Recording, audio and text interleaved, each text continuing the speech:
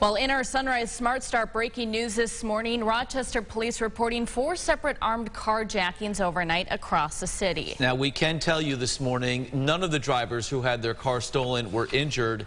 It all began before 10:30 last night with a carjacking on Dunn Street. Police tell us the car that was taken there crashed into a tree about 3 hours later, just after 1:30 in the morning when officers attempted to pull that stolen vehicle over. The driver of the car at that time was arrested. Others fled. Around the time of that crash, another carjacking reported on West Ridge Road. On the east side of the city, 2 more carjackings around 1 a.m. Police say multiple people stole a car on Webster Avenue. Then, just a few blocks away on East Main Street, an Uber driver had his vehicle stolen. Police are asking anyone with information about these carjackings to call 911. Residents of a Rochester neighborhood were on high alert last night after a large police investigation led to a shelter-in-place order. This happened around 8 o'clock on Sylvester Street after police spotted a car whose driver, they say, was wanted in connection with a firearm incident. Police say that driver fled into a nearby home, creating a standoff. Surrounding streets were shut down, and nearby residents were told to stay indoors. Police eventually took that man into custody. New York's Lieutenant Governor Brian Benjamin making a stop in Rochester yesterday to talk about gun violence. This as Rochester has already recorded 13 homicides in the first 3 months of 2022. While the discussions with community leaders was private, the Lieutenant Governor highlighted key takeaways after the meeting, including the flow of illegal guns into the community. As many of you know, Governor Kathy Hochul created an interstate task force on illegal guns, which she asked me to play a leadership role in. I'm pleased to report after a couple of months of on the ground, we have seized over 1,600 guns, and we're continuing our work. The task force that gathered yesterday will hold its second meeting next week. Turning now to the war in Ukraine, Ukrainian President Volodymyr Zelensky speaking to Congress yesterday morning. In that speech, he called for a no-fly zone over Ukraine and invoked imagery of Pearl Harbor and 9/11. Hannah Brandt has more from Washington. President Zelensky isn't getting everything he asked for, but he is getting a lot of new security aid from the U.S., and there's discussion on Capitol Hill about further steps. In the darkest time for our country, for the whole Europe, I call on you to do more. A passionate and heart-wrenching plea from President Zelensky was met with massive support from lawmakers like Senate Leader Chuck Schumer. Every last penny that the U.S. sends to Ukraine is money well spent. President Biden just announced an additional $800 million in security aid for Ukraine, which will come from the $13 billion already approved by Congress. The money will go towards weapons like Stinger missiles, grenade launchers, ammunition, and drones. This could be a long and difficult battle, but the American people will be steadfast in our support of the people of Ukraine in the face of Putin's immoral, unethical attacks on civilian populations. President Zelensky also asked for the U.S. to impose a no-fly zone. That's something the Biden administration and most lawmakers are unwilling to do. But in lieu of that, Ukraine has asked for fighter jets, which many like Senators Lindsey Graham and Rob Portman do support. We have a chance in real time to make a difference. And if it's not a no-fly zone, then give them the ability to protect themselves. Though not everyone is on board, including those in the White House. Javelins and Stingers are defensive weapons. MiGs or planes are offensive weapons. The Ukrainian leader also asked the U.S. to block Russian imports and add new sanctions for Russian lawmakers. Both ideas U.S. leaders seem open to. For the very first time, President Biden called Vladimir Putin a war criminal. And earlier this week, the Senate unanimously passed legislation asking for an international investigation into Putin for war crimes. In Washington, I'm Hannah Brandt. Hannah, thank you. As the war continues, 3 million people have now fled Ukraine over the last 3 weeks. Bringing in James now. James, did you say earlier that some people may need sunscreen today? I did, yeah. Is that true? Yes, and I think I actually may even put a little bit of sunscreen on it. I plan on being outside for a lot of this afternoon, and I'll be definitely putting it on my infant son, 13 months old. You got to put sunscreen on those little guys, too. Guys and gals, right? 4. Okay, sure, it doesn't seem very high, but if you're out for a prolonged period of time, let's say 3-4 hours maybe, yeah, that exposed skin could get a little crisp this afternoon. Kind of a nice feeling maybe on March 17th. There it is, upper 60s to around 70 degrees. Get out there and enjoy it if you can, because it is gone. And tomorrow we'll have the rest of the forecast at the end of the show. James, thank you. Let's check our sunrise traffic now. Still quiet on the roads. No accidents to report on 390 in your view here, 490 or 590 this morning. In other news, bars, restaurants, and bakeries hoping for an influx of business on this St. Patrick's Day. Many up before the sun, prepping for the big day. Erica DeCoste joins us at one bakery in Fairport with more on how they're approaching the holiday. Erica, good morning. Good morning, and join with me is owner of Amazing Grains, Brandon Wiggins. We've been talking all morning about excitement for the big day. Let's start with a fun question. These are some Irish treats here. What do we have going on? Oh, we're doing a pull-apart rye bread that we paired with Rye-dipulous dip from Cheeky Monkey Foods. We've got our Reuben dog, a stuffed Reuben, different flavors of sourdough and soda bread, and some Irish pastries like the sausage rolls and the Queen Amman here, which is very popular. It's a caramelized croissant.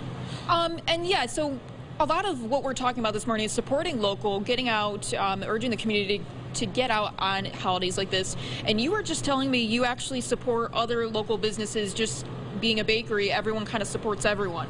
Yeah, and you know, we bounce back and forth, and here in the store we sell local roasted nuts and honey and maple syrup.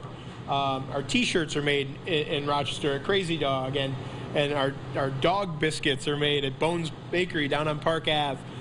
We have pottery that's made upstairs. We sell copper roses made by a artisan metalworker here where we are, and it's just a community of artists and makers. So heartwarming, you know, just to be here this morning and talking about local businesses. We're at one bakery, but you just mentioned several, all supporting one another. So make sure to get out today and get all your St. Patty's Day goodies at somewhere local. I'll send it back to you in the studio. Making us hungry all morning, Erica. Thank you to you and Brandon. If you can't make it out to a bar or restaurant today, many businesses suggest buying a gift card online or following them on social media to support them that way. Well, happening today as well, military medical assistance at Strong Memorial Hospital will come to an end. Over the last month, these teams, made up of 2 U.S. Air Force military groups, have been providing relief for overstressed hospital staff. We're told the teams have primarily supported the neurology department and the alternative level of care unit. Their 30-day deployment will end this morning with an award ceremony recognizing the airmen for their service. Well, SUNY Brockport is making a change after receiving criticism over an upcoming campus event. And that event included a talk from Anthony Bottom, also known as Jaleel Muntakim, who murdered 2 New York City police officers decades ago. SUNY Brockport invited Bottom to be a paid speaker for a campus event, calling him a political prisoner. But last night, SUNY Brockport said in a statement they are now pulling the funding for this. However, the event will still go on. The president of the college previously said this talk is meant to gain a new perspective. Bottom is scheduled to speak on April 6th. A new series of state laws now taking effect across New York. The laws signed Wednesday by Governor Kathy Hochul are designed to combat harassment and discrimination in the workplace without fear of retaliation or judgment. They include a new confidential hotline being established for complaints on workplace sexual harassment. The clarification that those who work for the state will not be able to avoid responsibility for any potential harassment, and a prohibition on the release of personal records in an attempt to discredit victims of harassment. Yesterday marked 1 year since the initial report by Rochester's Commission on Racial and Structural Equity, or RACE Commission, was released. It led to a series of initiatives with the goal of making a more equitable Rochester community. The commission releasing its 2022 progress report now. In short, it says while progress has been made, there is more work to be done. We are not all going to agree on how we want to get there, but I think we do agree that some of those recommendations are things that we need to be able to implement. And if folks want to stand in the way of those recommendations, we'll have to figure out how we get it done anyway. Well, among the key considerations, the commission is addressing business development, education, healthcare, criminal justice, and policing. Well, some big economic news for Genesee County. French dairy company La Fermière will establish its U.S. production in Batavia with the construction of a $25 million facility there. The project is expected to create 135 jobs and utilize milk that's provided by regional farmers. Officials are calling it a big win for the community. In national news now, Jussie Smollett was released on bond from Cook County Jail in Chicago less than a week after being sentenced to 150 days for staging a hate crime against himself. A stay was ordered on his jail term on the grounds that he was convicted of nonviolent offenses, and the appellate court would not be able to hear and rule on his appeal before his sentence was up. Smollett, who is black and gay, had told police he was attacked while he was walking home around 2 a.m. on January 29th of 2019. A 7.4 magnitude earthquake hitting northern Japan Wednesday, killing 4 people.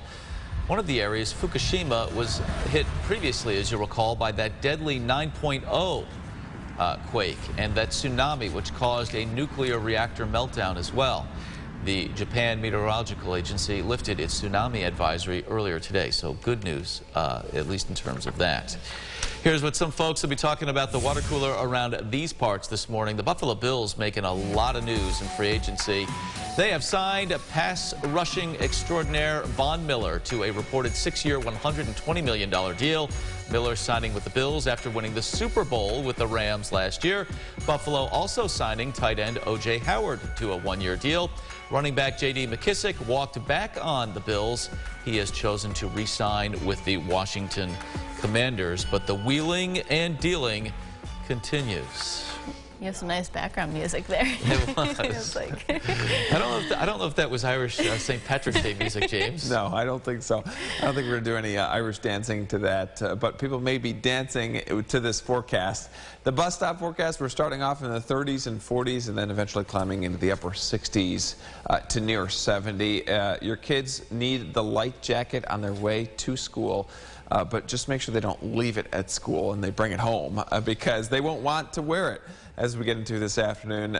It's going to be short sleeves weather, certainly, I think, later today. I've got 70 on there for my forecast afternoon high. Friday, we drop the temperatures. We avoid the rain until late in the day. That carries over into Saturday and Sunday.